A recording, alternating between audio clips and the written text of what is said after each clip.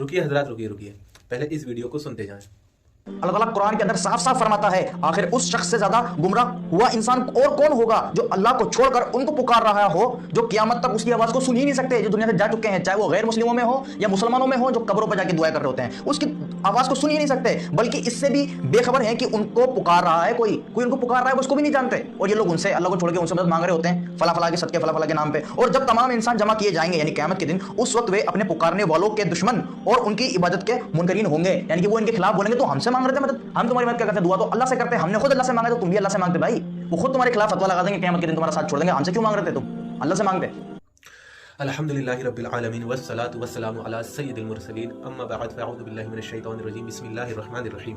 तो जैसा कि हज़रात आपने सुना, इन्होंने सूरह कहफ की आयत नंबर 5 और 6 पेश की और तफसीर खुद अपने कहने से कर दी, जैसा कि ये लोग करते हैं, लोग कौम को बहकाने के लिए। क्या तफसीर की कि तर्जुमा ये है कि अल्लाह फरमाता है, और उससे बढ़कर कौन गुमराह है जो ऐसों को पुकारते हैं कि जो क़यामत तक उनकी आवाज़ सुन ही नहीं सकता और उनका जवाब भी नहीं दे सकता। अल्लाह ये फरमाता है सूरह कहफ की आयत नंबर 5 में। इसकी तफसीर में इमाम कुर्तबी लिखते हैं कि जिनको ये पुकारते हैं, यानी अल्लाह ये मुशरिकीन मक्का से कह रहा है, और वो इसलिए कह रहा है क्योंकि ये बुतों को पुकारा करते थे। जैसा कि अल्लाह ने कहा कि अल्लाह के सिवा ये जिन को पुकारते हैं, तो वो बुतों को पुकारा करते थे मुशरिकीन मक्का। तो इमाम कुर्तबी इसकी तफसीर में लिखते हैं आयत की कि वो जिनसे खिताब हो रहा है वो मुशरिकीन मक्का थे और ये बुतों की बात हो रही है, यानी बुतों को पुकारा करते थे।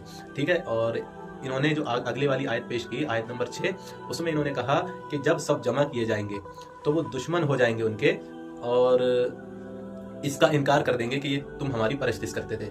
ठीक है, ये तर्जुमा है आयत की, आयत नंबर 6 का।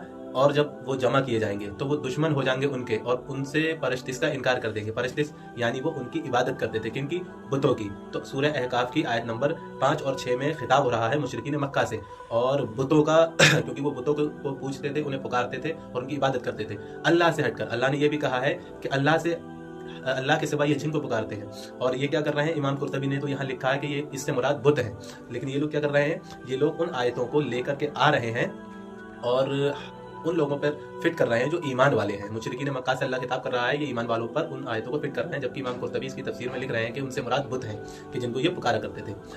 अब आ जाइए कि अल्लाह ईमान वालों को क्या हुक्म देता है कि ईमान वाले किसे पुकारें या कौन ईमान वालों की मदद कर सकता है। तो अल्लाह सूरह अत-तहरीम आयत नंबर 4 में साफ साफ फरमाता है कि बेशक अल्लाह तुम्हारा मददगार है और जिब्राइल और नेक मोमिनीन और फर्श से भी मदद पर है। तो ये नेक मोमिनीन कौन है हजरात? नेक मोमिनीन वही हैं जो अल्लाह के नेक बंदे हैं, यानी औलिया और अल्लाह, ये नेक मोमिनीन हैं। और हमारे हुजूर सल्लल्लाहु अलैहि वसल्लम मोमिनों के सरदार हैं। तो अल्लाह यहाँ नेक मोमिनों को पुकारने का हुक्म तो खुद दे रहा है और कुरान में जगह जगह अल्लाह ने हुक्म दिया कि नेक बंदे तुम्हारे मददगार हैं और मेरा महबूब भी तुम्हारा मददगार है।